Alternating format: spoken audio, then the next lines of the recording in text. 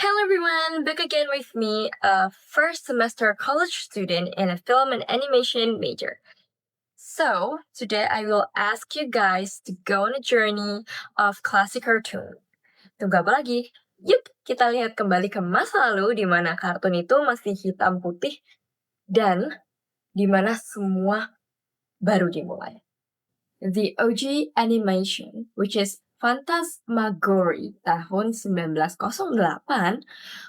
bukan sekedar film pertama. Bayangkan nih, di tahun 1908 belum ada TV, apalagi YouTube. Terus seorang bapak-bapak dari Prancis bernama Emile Cole bikin sesuatu yang totally mind-blowing. Apa sih Phantasmagoria itu? Namanya aja udah fancy kan? Itu berasal dari kata phantasm, yaitu hantu atau khayalan, dan agora, yang artinya pertemuan.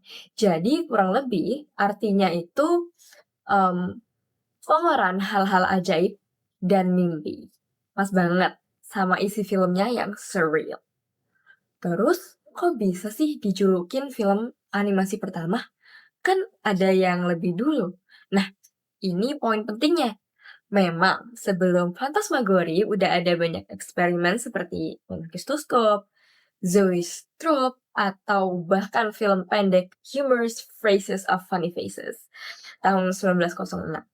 Tapi kebanyakan dari mereka cuma menampilkan gerakan look yang sederhana.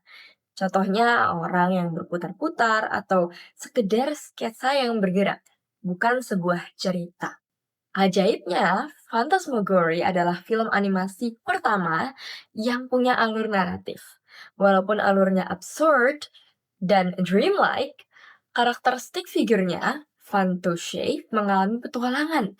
Dia berubah menjadi botol anggur, disekap, lalu melarikan diri. Emile Cole bikin ini dengan teknik straight ahead animation, menggambarkan langsung di kertas tanpa planning detail. Yang hasilnya, filmnya itu jadi sangat spontaneous dan kreatif. Jadi gelar film animasi pertama itu lebih ke film animasi naratif pertama yang diputar untuk publik. Dia yang bikin animasi jadi medium untuk bercerita. Si kucing hitam legendary, Felix the Cat. Sebelum ada Mickey Mouse, dunia kartun itu udah punya superstar pertama yang super populer sebenarnya guys. Namanya adalah Felix the Cat. Dia adalah bintang paling besar di era film bisu di sekitaran tahun 1910-an sampai 1920-an.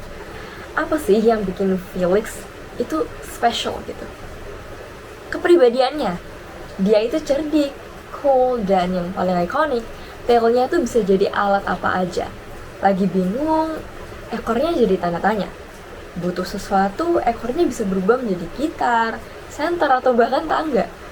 Itu adalah magicnya. Felix gak cuma lucu, tapi juga punya sisi melankolis yang bikin kita root for him.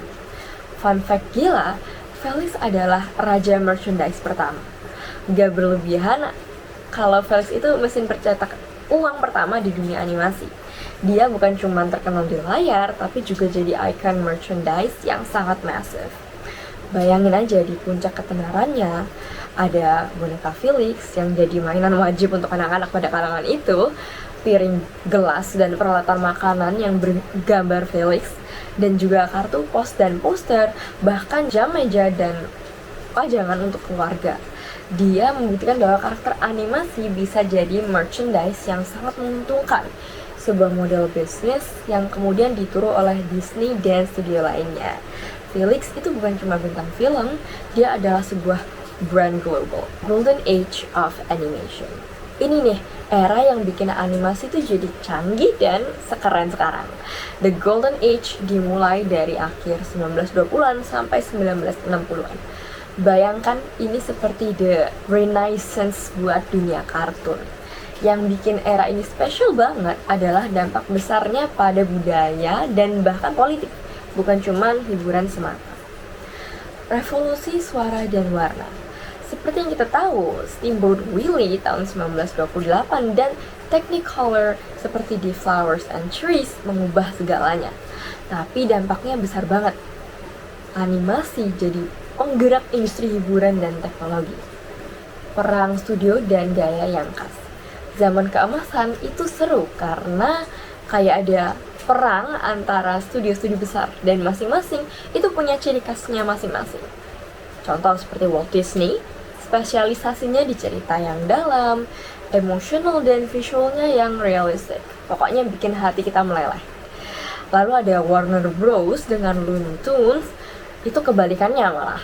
Gaya mereka itu komedi cepat, kacau, slapstick, dan penuh jokes yang gak masuk akal. Bugs Bunny, Daffy Duck itu adalah King of Chaos. Lalu ada MGM, ya mereka ini juaranya kualitas visual, ya kan? Siapa yang gak kenal Tom and Jerry? Kartun yang hampir gak ada dialognya, tapi actionnya tuh selalu bikin ketawa.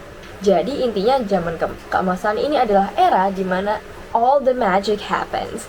Dari yang cuman coretan garis, jadi sebuah mahakarya yang berwarna, bersuara, dan punya jiwa.